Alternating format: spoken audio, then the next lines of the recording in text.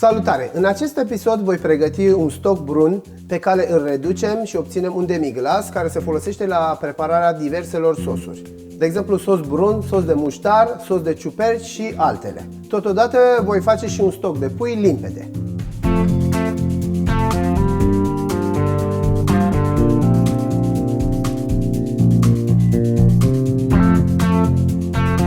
Avem un cuptor oasele de vită pe care le rumenim la 180 de grade timp de aproximativ o oră până se rumenesc. Acum voi pregăti și restul de ingrediente pe care le vom adăuga în cuptor. Am o tulpină de apio, o ceapă, usturoi, câteva fire de cimbru și rozmarin, câteva cuișoare, un pic de pastă de roșie și o să deglasăm totul cu vin, după care le punem la fiert. Și 3 baby morcovi, puteți folosi și morcovi obișnuiți, eu am avut asta la îndemână și m-am gândit să le folosesc. Le tocăm grosier, ceapa nici nu e nevoie să o curățăm.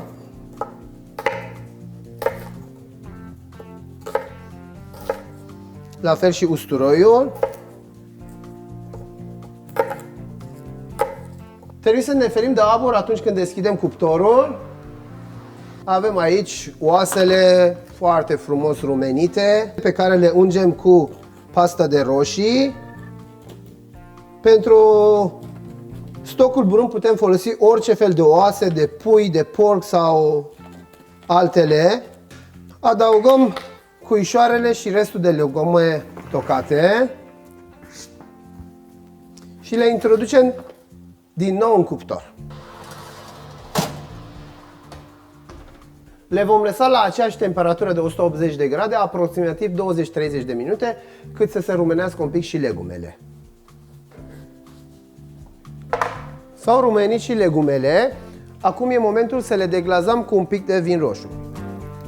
Prin această metodă, vinul va dizolva părțile lipite de fundul tăvii, în care avem foarte multe arome. În mod normal am avea nevoie de circa 6 ore de fierbere pentru a obține stocul brun, dar folosind un vas sub presiune putem reduce timpul la o oră jumate. Totodată, pentru o oală normală trebuie să folosim o cantitate mai mare de apă care se reduce, dar folosind acest vas putem reduce și cantitatea de apă pentru că nu avem nici pierdere de abur, nici de arome. Nu trebuie să pierdem nimic pentru că aici se adună gustul și aroma. Folosim o spatulă de silicon ca să putem lua cât mai mult din această aromă. Punem capacul.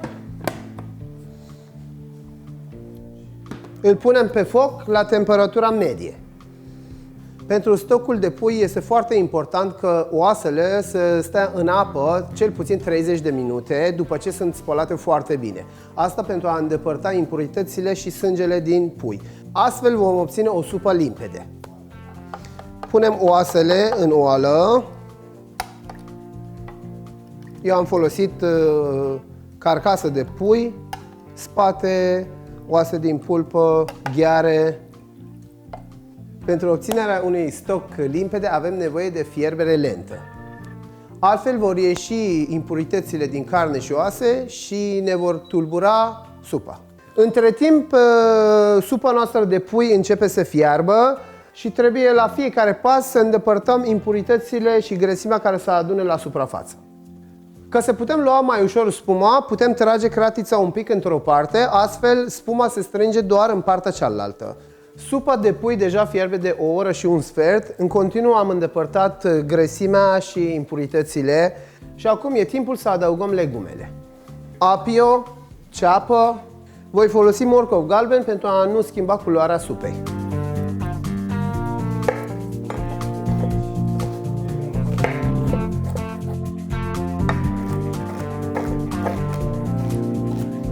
Adaug legumele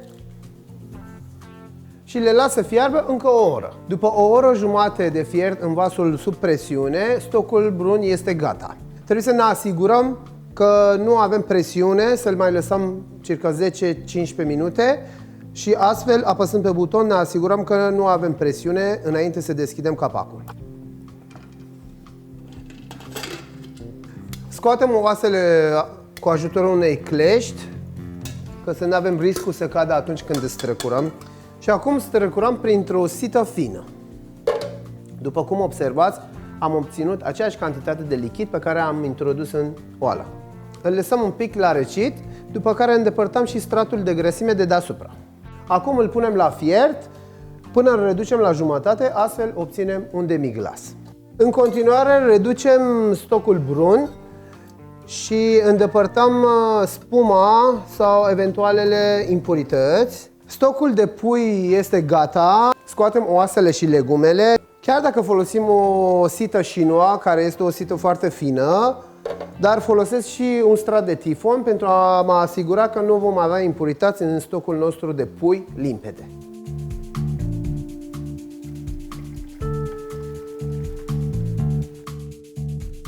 Acum nu avem decât să mai adăugăm un pic de sare, care are rol de conservant.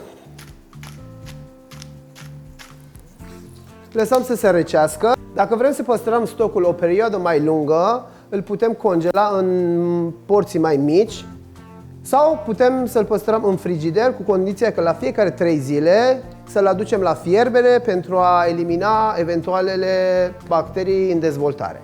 Stocul nostru brun a scăzut, acum avem o supă mai consistentă. În ultima fază adăugăm un pic de sare și îl străcurăm la fel ca și stocul de pui. Dacă folosim un tifon și dorim să nu riscăm să se deplaseze, putem să-l stropim cu câteva picături de apă după ce îl așezăm în sită. Astfel am obținut un stoc de pui limpede, un demi-glas. Metoda de păstrare este la fel ca cea de pui. Rețetă completă cu gramaje îl găsiți în descriere. Dacă v-a plăcut, nu uitați de share, like, subscribe și să activați clopoțelul.